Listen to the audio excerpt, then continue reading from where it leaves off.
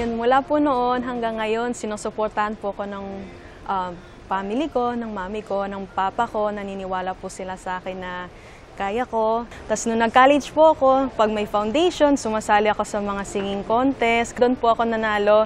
Doon ko nakuha yung title ng SPCBA Singing Idol 2018. Doon ko na-realize na pag nanalo po ako, lalo sa school, ang laking tulong po, ang laking bagay po para sa akin. Kasi nakakatulong po ako, hindi lang sa parents ko, pati po sa yung mga tuition, nakakabawas din po sa kanila. At least nakakatulong din po ako. Tapos sabi ko, pwede naman pala. Hi, I'm Kat Kalolot, 27 years old from Muntinlupa City. Kat Kalolot! Hi, Kat! Hello po. Halika, second floor tayo na. Ayan. 3 and 2. Yan. Ayan, oo. Alam mo, si Kat ay isang event singer. Malimit po siya sa wedding kumakanta. Ano ba yung malimit na nire-request sa wedding?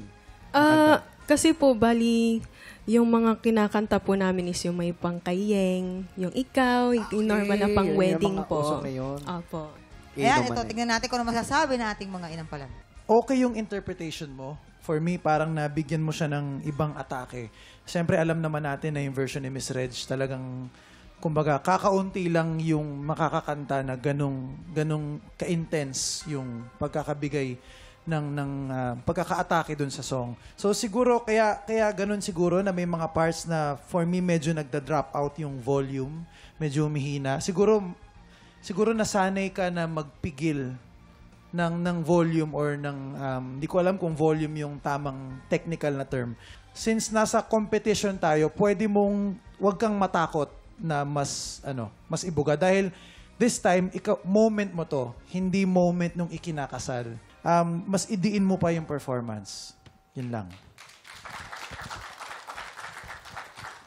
Napansin ko na itong iyong atake dito sa kantang ito, medyo mahinhin ng konti ang dating. Kumbaga, mahinhin version. Ito nung mahinhin version. Yung kanta na to na galing kay Miss Regine. Mas maging desidido ka on hitting the notes.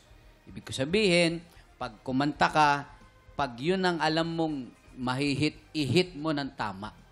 Ibig sabihin, wag mong hinaan, wag kang maging parang kinakabahan, matatamaan ko kaya ito. Mas lalo mong hindi mahihit.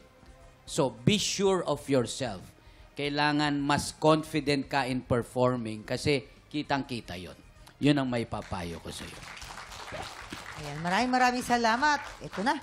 Aalamin na natin ang score na ibibigay sa'yo natin mga inampalan. Kat, ang stars ko for you ay...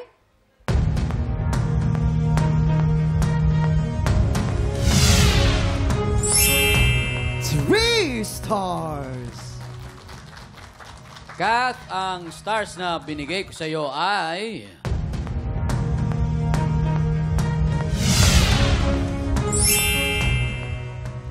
2 stars! Kuya Kim! Maraming salamat, Jason at Mamang. At mamaya na po natin ipapakita mga scores ni Daryl. Recap po tayo. Si Daryl po ay nakakuha ng 7 stars at labang po ng 2 kay Kath na 5 stars. Alamin natin mamaya sinong kalahok ang hahamon sa ating kampyon. Pero bago yan, tuloy-tuloy pa rin po ang paghahanap namin ng mga Pilipinong may pusong kampyon. Yayain natin lahat ng kamag-anak at kaibigan yung palaban sa kantahan at mag-audition na. Panoorin po natin to. Tiktropa, kung ikaw ay 16 to 50 years old at palaban sa kantahan, sugod na sa weekly auditions ng Tanghalan ng Kampyon.